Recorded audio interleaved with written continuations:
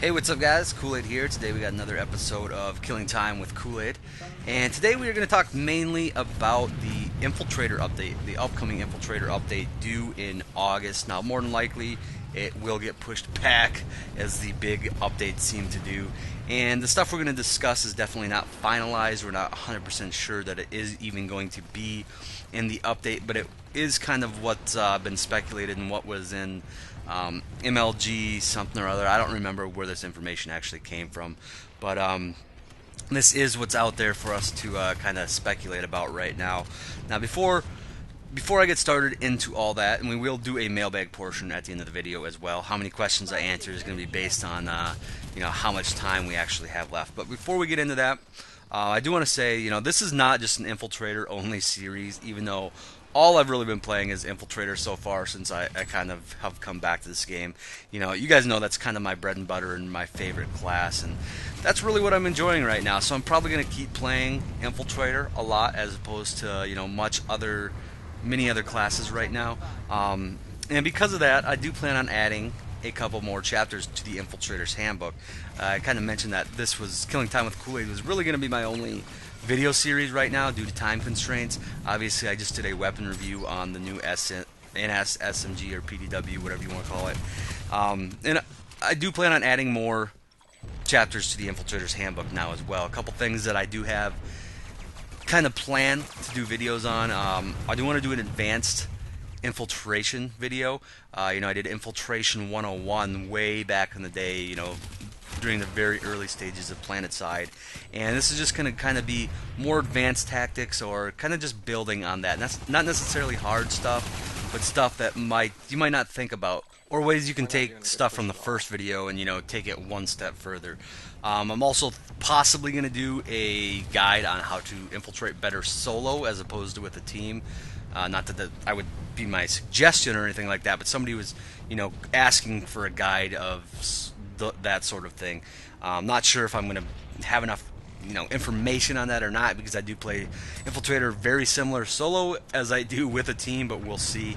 And then of course I will be doing guides on all the new Infiltrator update stuff once that comes out as well. I'm actually saving a mass amount of certs right now, so then I can purchase all that stuff and get that information out to you guys as fast as possible.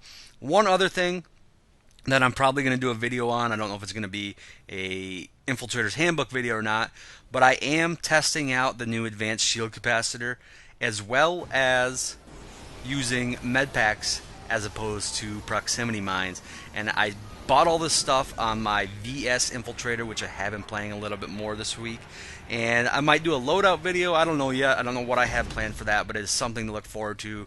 I'm just messing around, thinking or playing around with different options on the Infiltrator, as I've pretty much been using the same loadout forever on this character. So switching it up can be good from time to time. But anyways, let's talk about the proposed Infiltrator update and the information that we have so far. So first we have the improved decoy grenades. Decoy grenades currently only simulate gun sound. They do not show up on the minimap. After the Infiltrator update, they will start showing up on the minimap as well. To me, that's something that should have been there all along. Currently, as it stands, I think decoy grenades are the most worthless grenade in the game. I personally would never use them. Once they start showing up on the minimap, I do think they will have some uses. Mainly in smaller skirmishes or for just trolling people. They can be, will probably be really funny at times to use. But in large battles, I don't think they're going to be nearly as useful. But, this is something that, like I said, probably should have been in the game all along. And I think they will have uses after the update. Whether they're better than the EMP or frag grenade, it's very situational. But I will do some testing on these and probably get a video out for you guys once these come out. I think they have a chance to be really fun at least.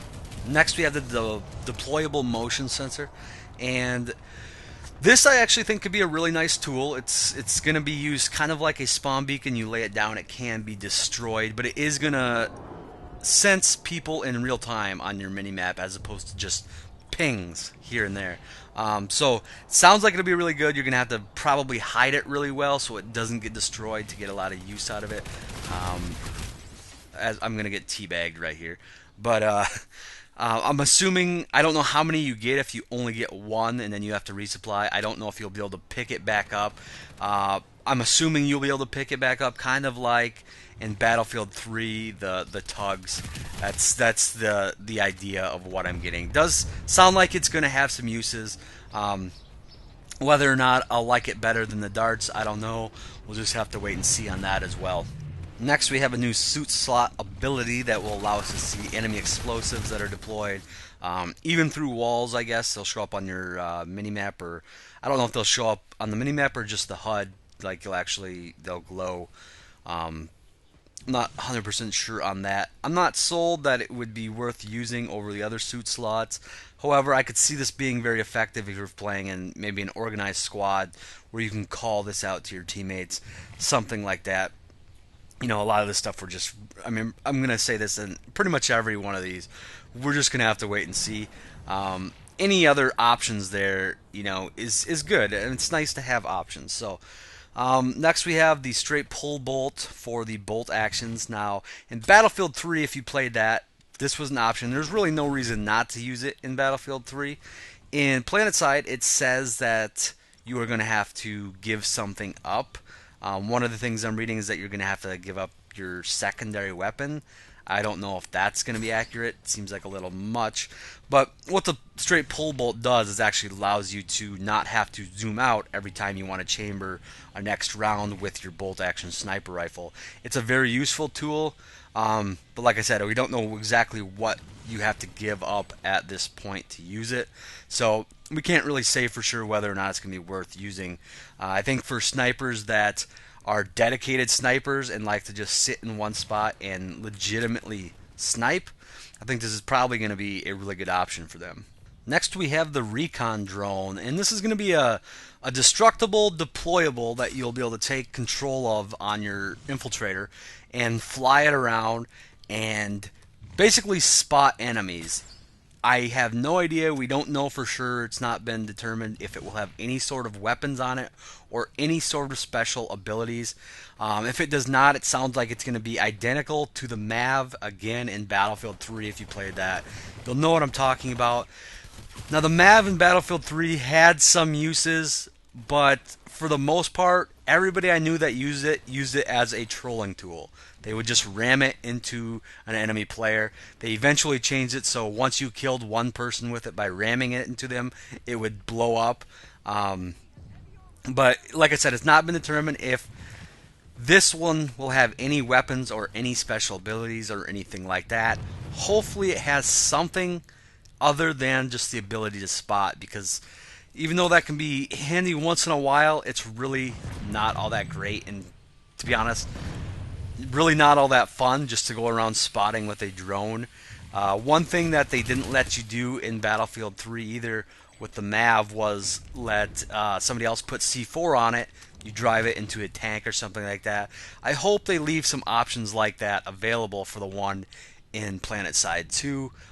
It's just really not that fun to just go around spotting and doing nothing else. So again, we'll have to see. Next we have probably the biggest one, which is the Stalker Cloak, one that everybody's been wanting. And this is essentially going to be a cloak that you can make last forever. It will drain while moving. However, if you're staying stationary, it will recharge. So if you're getting low on cloak, you just stop, crouch, and your cloak will recharge. So essentially you can keep a cloak up forever while you have this. Now the big downside to this cloak is that you are going to have to give up your primary weapon. And to be honest, everybody that's excited for this, I think this is going to be a really fun tool to have. However, I think everybody's going to realize giving up their primary weapon is not really that much fun. I know I can't really play my style, not having a submachine gun anymore. I do think this will be really good for infiltrators that are more focused on actually getting in, hacking stuff, and just being a nuisance as opposed to really needing to kill people. Maybe pair this up with the the enemy explosive, the spot enemy explosive suit slot that we were just talking about, and you could use this to really be helpful to your team in other ways than actually killing. So I do think this cloak is definitely going to have uses. I think it's definitely going to be fun. I'm really looking forward to try it. I'm really looking forward to going around and just playing pistol only with it, to be honest with you. But I think a lot of people are going to realize that giving up your primary weapon is going to be a big hit. It's not going to be the thing that you're going to want to do all the time. And I think some people really think that this is going to be the only cloak they're going to use. But either way, I mean, it should be a fun tool to use. And then last thing we have is the new weapons. This is probably the cloudiest of what information we have. There's really no specifics, but they said there's going to be at least one new infiltrator weapon. One website that I was reading on actually implied that it was going to be a melee weapon, which if they do something to give infiltrators a one-hit kill melee weapon, I will be extremely happy. I think they had that in the first Planetside. I can't really touch on that too much, but at the same time, I fear that it might be ridiculously overpowered. With how oblivious some people are, if I can just walk up, uncloak, one-shot somebody without making a sound, cloak, and rinse, repeat, I know I'm going to have a lot of fun with that. I don't think that's exactly what it's going to be. I think there's going to be a catch to it, but again, we'll have to wait and see. But that's probably the thing that I am actually most excited for, if it is going to be a melee weapon at least. So anyways, that's pretty much all we have right now. Let me know if I messed any of that up. Or if there's any new information out that I did not have. Now, I know there are some things that people wanted that are not going to be in the update, or at least were not mentioned in the update. I know vehicle hacking was a big one, and they've already stated that will definitely not be in this update, or possibly never at all. One thing that I would like to see tweaked is the nano armor cloaking. I had some fun with this for a while, but it's really not up to par with Hunter Cloak or possibly Stalker Cloak, and just going by how little of people actually use nano armor cloaking, that should tell them something.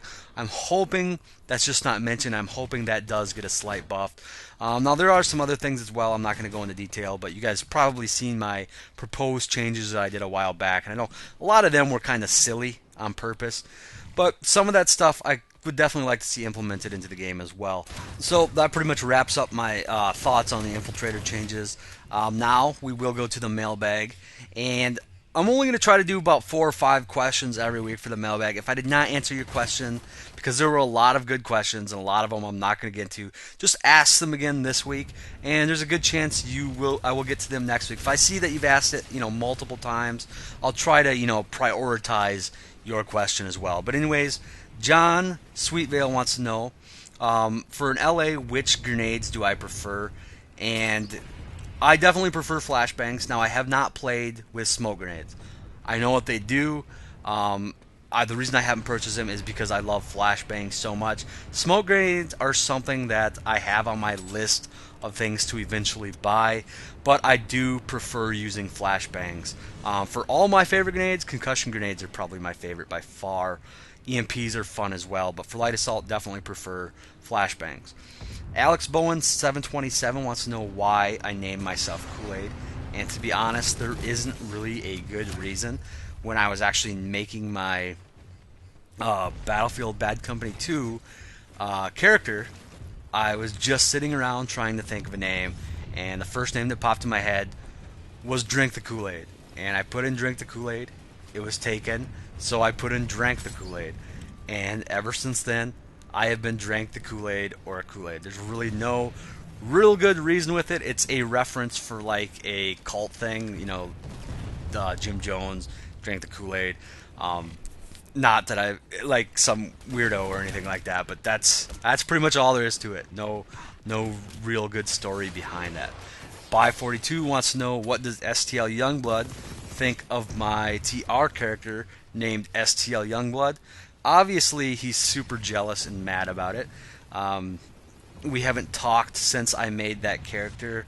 He's actually tried to get me kicked out of the outfit, and basically, we hate each other. But no, none of that's actually true. He doesn't care. He knows I did it. He thought it was funny.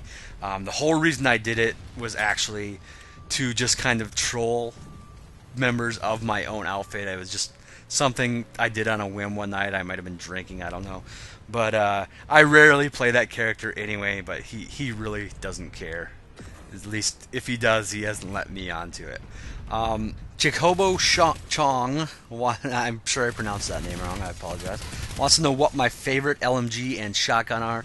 LMG, there's so many good options for NC, but I'd have to say the EM6 or the Gauss. I love both those, but really, I could use almost every LMG for the NC and have fun with it.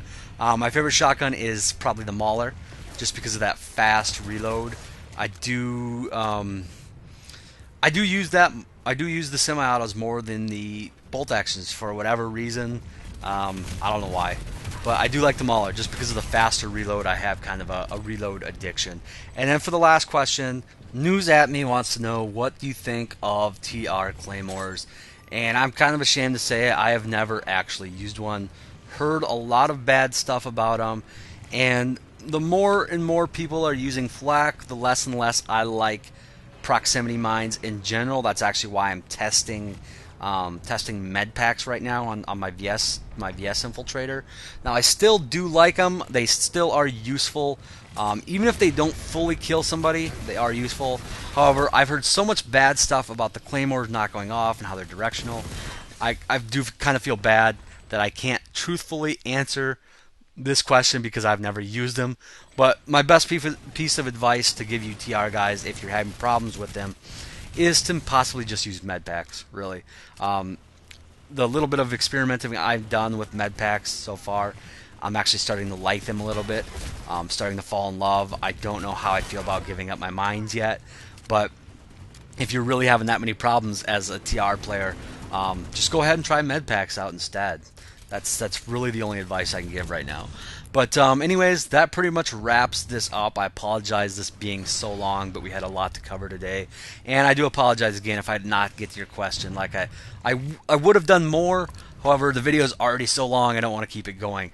And like I said, if you want your question asked, ask it again next week or come up with a new question. I'll try to prioritize questions that I see put on there multiple weeks. So anyways, guys, aside from that, let me know what you think of the proposed Infiltrator update or the changes, what wasn't on there that you would have liked to see, and just any other suggestions you have to improve Killing Time with Koolaid series. As always, thanks for watching, guys. I will talk to y'all later.